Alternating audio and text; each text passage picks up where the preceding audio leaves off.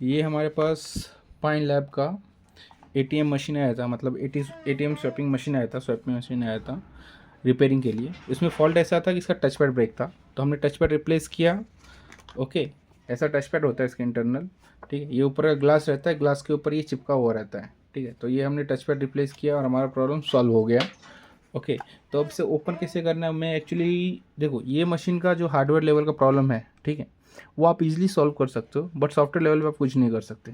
Okay, तो hardware level पे आप इजीली सॉल्व कर सकते हो, जैसे टच पैड चेंज करना, डिस्प्ले चेंज करना, ये सब चीज़ें आप इजीली सॉल्व कर सकते हो, बट इसके स्पेयर मिलते नहीं है, ठीक है। इसके स्पेयर रेगुलर मिलते नहीं, क्योंकि इसका जो ऑथराइज सर्विस सेंटर रहता है उस वहीं पे इसके स्पेयर मिलते हैं। ओके, तो अभी ये अपने पास रिपेयर हो गया, क्योंकि हमारे पास एक बैकअप था, मतलब ये हमारा जो एक था, ये किसी और ब्रांड का है। ओके, ये पेटीएम का है, ठीक है। तो पेटीएम का टच पैड निकाल के हमने पेन लैब के इसमें डाला हुआ है। ओके, तो हमारे स्पेयर था, हमारे पास स्पेयर था, इसलिए हमारे पास ये रिपेयर हुआ है। स्पेयर नहीं होता तो हम रिपेयर नहीं कर पाते हैं। तो ठीक है, सब ये समझ लेते हैं। अभी देखो, मैं इसे ऑन कर रहा हूँ, ये ऑन हो गया। ओके, तो अब इसमें ना टोटल 6 स्क्रू रहते हैं। देखो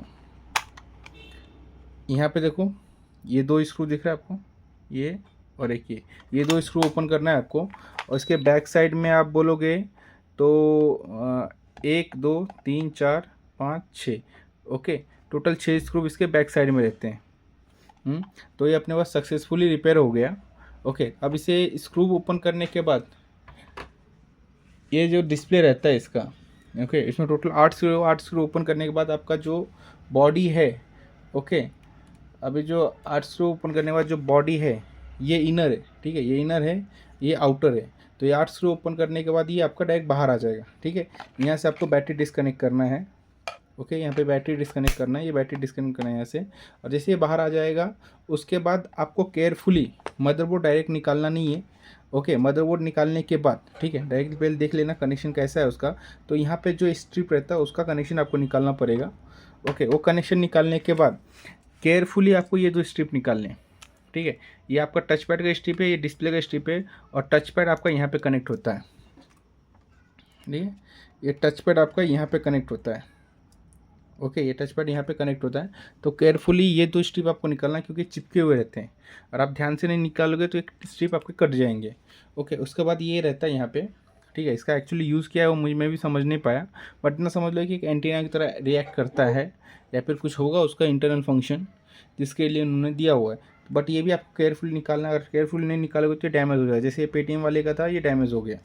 ओके, पेटीएम मशीन का था, ये डैमेज हो गया। ओके, तो इस प्रकार से डिस्प्ले और टच पैड वो सेपरेट हो जाता है। ओके, एक ये हो गया। और ध्यान ले रखने वाली बात ऐसी है कि आपको जब ये टच पैड निकालना है, और ये टच पैड आपको निकालना है, तो ऐसा पेपर लगेगा आपको पतला सा, ठीक है।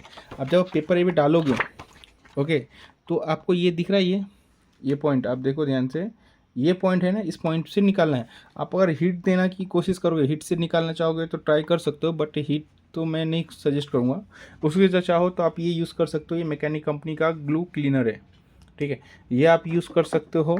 जब एक ड्रॉप ऐसा लेके आप एक ड्रॉप डालोगे तो ऑटोमेटिकली वो एरिया छोड़ देगा जहाँ तक उसका लिक्विड जाएगा, ठीक है। इस तरीके से आप इजीली आप निकाल सकते हो, बट ध्यान रखना कोई जो डिस्प्ले का स्ट्रिप है, ये जो डिस्प्ले का स्ट्रिप है, ये केयरफुली निकालो, नहीं निकालोगे तो आपका ये डिस्प्ले डायरेक्ट कट जाएगा, ठीक है, ब्रेक हो जाए, जो हमारा स्ट्रिप है वो ब्रेक हो जाएगा, ठीक है। और निकालने का है तो इसे, अब ये तो हमने पीछे का हिस्सा देखा, जो इलेक्ट्रॉनिक पीसीबी है वो निकालने का तरीका हो गया और स्ट्रिप, बट ये एक्चुअली टच पैड चेंज करना रहेगा आपको, या फिर डिस्प्ले चेंज रहेगा, तो ये ऊपर से आएगा।